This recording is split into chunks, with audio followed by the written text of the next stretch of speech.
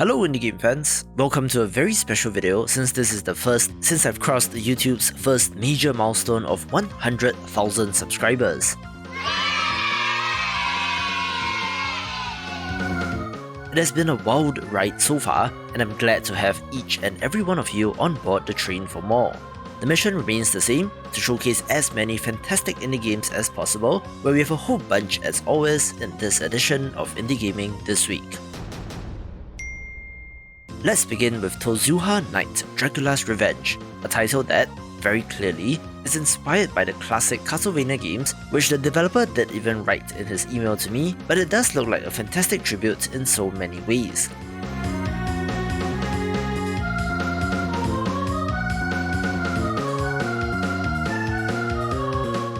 It does feature the pixel art style of the earlier games, and is more of a classic Vania style action platformer rather than a modern Metroidvania, but is very faithful, so it gets a spot.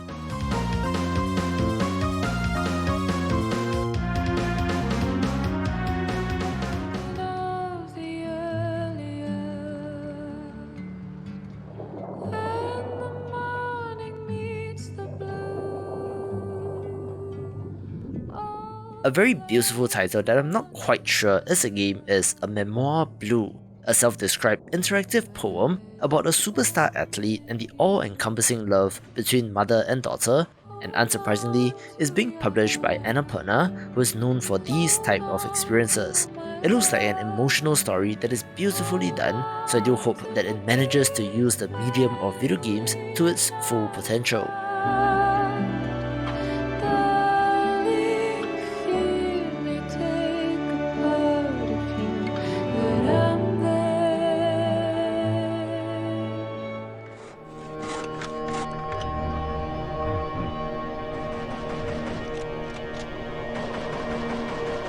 I did cover Chromosome Evil a little while back after getting an email from the developer, where this Lovecraftian horror survival RTS does look pretty interesting.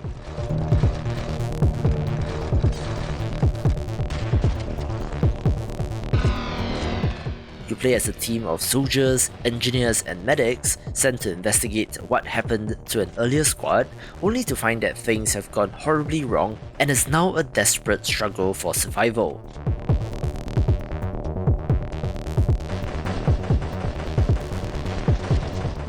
You have to scavenge resources, set up defenses and keep everyone alive, with a fantastic atmosphere as well.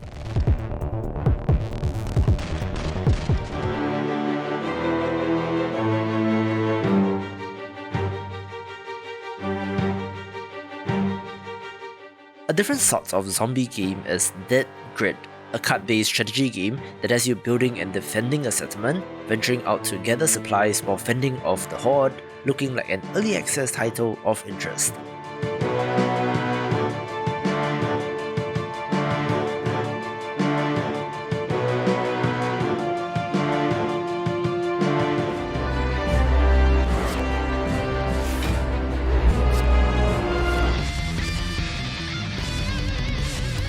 Yes, while Downfall is technically a fan mod of Slay the Spire, there's a team of more than 20 people working on this who seem to be prominent members in the modding community, so I do have faith that this will be an excellent release.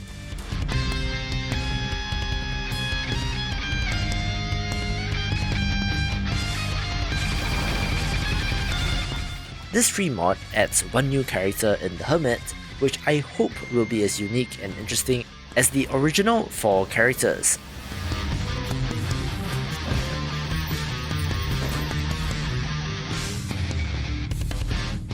However, the highlight is the alternate Downfall game mode, where you play as one of the 7 boss characters, descending the spire to slay the hero at the bottom of it, looking to be a clever inversion, and for free, why not give it a go?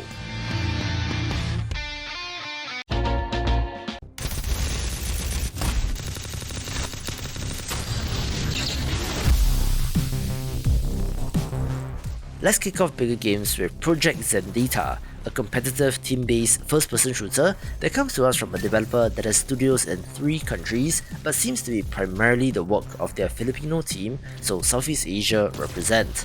It does look awesome and will be free to play, so do check it out and I wish the developers all the best.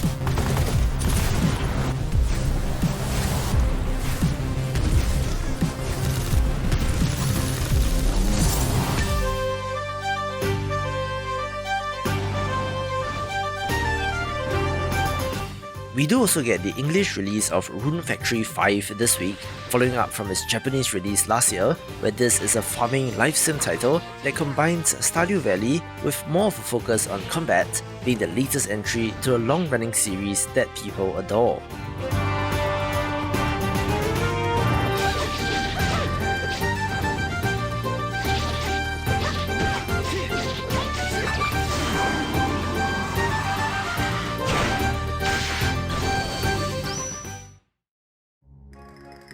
So, where did you come from?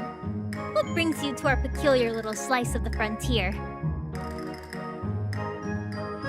Work hard, stay on guard. I await whatever the day may bring. I can learn a lot from someone like you.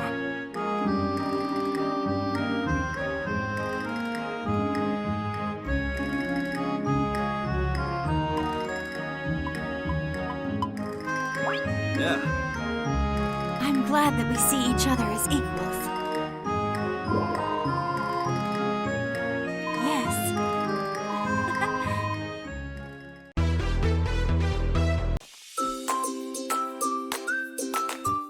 Smaller games begin with Animal Shelter, a first-person simulator title where you're running exactly that, caring for furry critters and upgrading the shelter, looking like good vibes all around.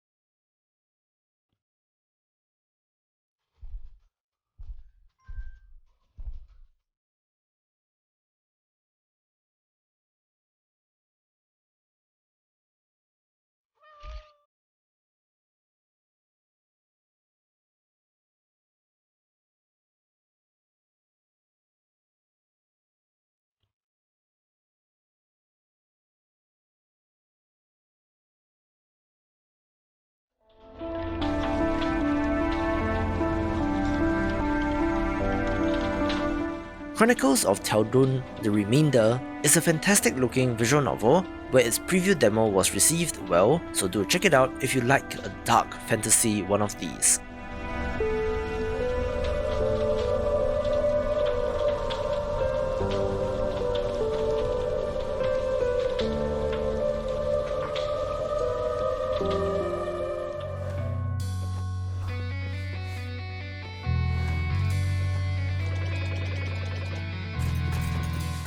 Doomed to Hell is yet another pixel art action roguelite that I think looks good, but the genre is well trodden at this time, so I do hope that they have something innovative up their sleeves.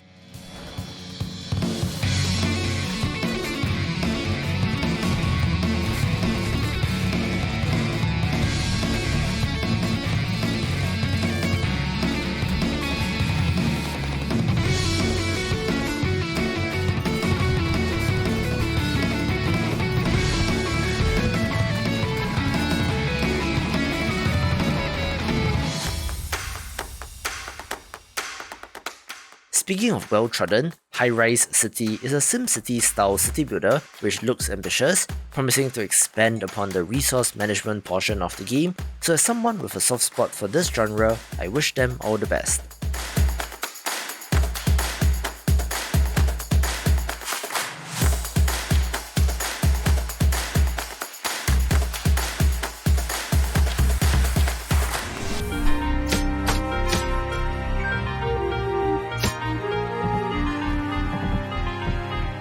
Shattered Pixel Dungeon is a fairly popular traditional roguelike on mobile and finds its way to Steam this week without in-app purchases, so I do hope that it has the space to shine.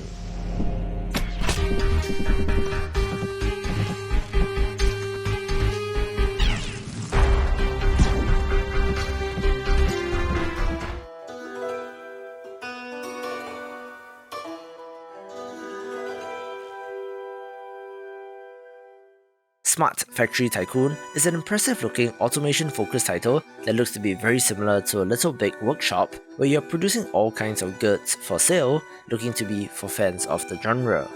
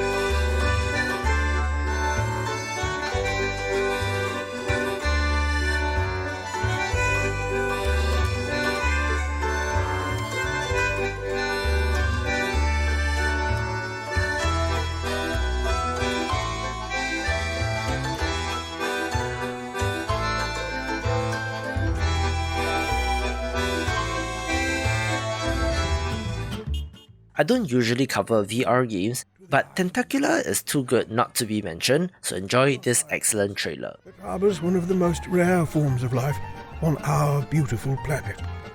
A creature the islanders call the monster. The fearful asymmetry of the purple appendages hides an incomprehensible strength.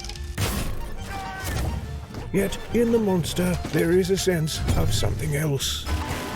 Pleasure in the joy of glorious physics. Not all here fear the monster. Many have befriended the creature. Friendship, it seems, is possible even between the most unlikely of organisms. Perhaps we deem things monstrous because they remind us of the monstrous parts of ourselves. This tentacular island shows us how much common ground all living things share.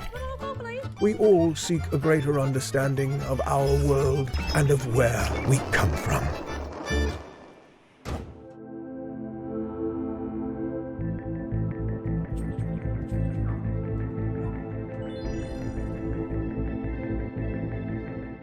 The Last Sunshine Rekindled is a remaster or refined version of a game from 2017, being a roguelite shoot 'em up that looks visually simple but intense in its level of challenge.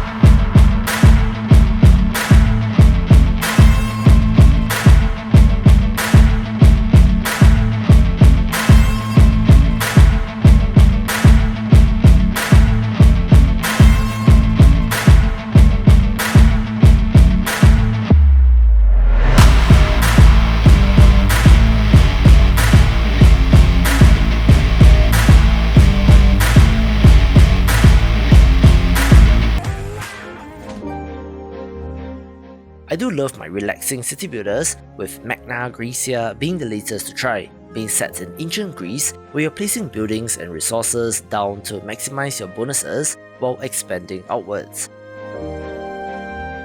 It does follow in the footsteps of games like Islanders and Dorfromantik, but probably has its roots in games like Triple Town, so I do hope that this will be a pleasant experience.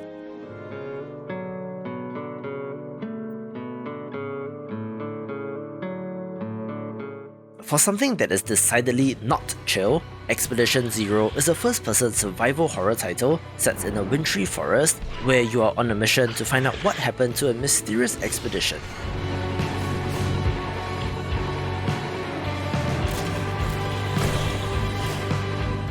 There are abandoned research facilities to explore, and even a forest monster or two, with, I believe, limited ammo and the expected survival horror tropes looking pretty intense and is for fans of the genre.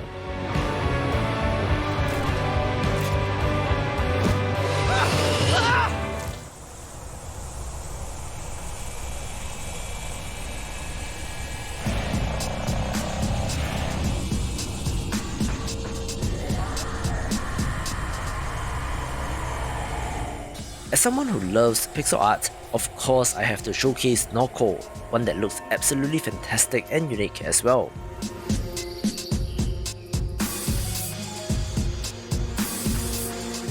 This is a real place in Louisiana, morphed and distorted of course by the developer, where your character is searching for their missing brother after the death of their mother.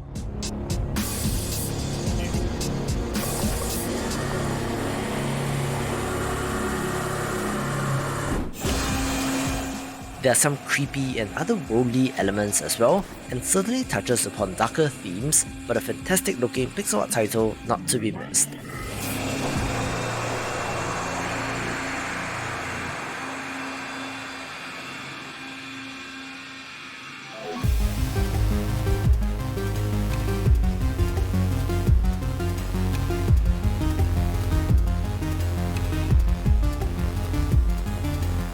One title that I've been looking forward to is Itora, since this is a great looking action platformer that the developers stopped just short of calling a Metroidvania, so we'll have to see if there is an interconnected world.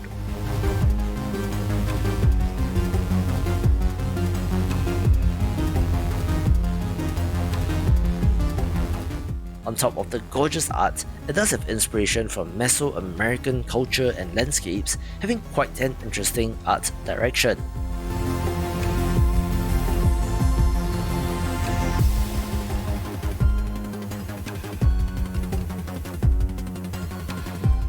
The combat and bosses look great, with a nice variety of environments as well, so of course I'm down for this.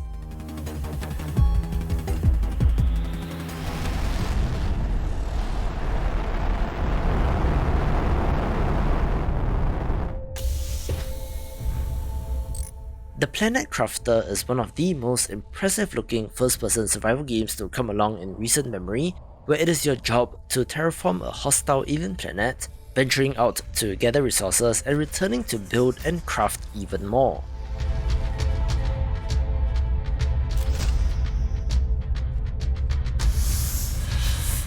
This had a tremendously impressive prologue demo, which already has 5,300 Steam reviews and a rating of overwhelmingly positive, so I do expect the main game to get there eventually as well, although do note that this will be an early access release.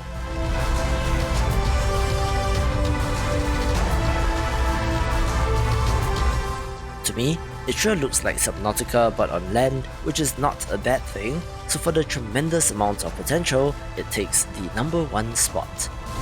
For more upcoming indie games, watch these videos and I will see you after the jump.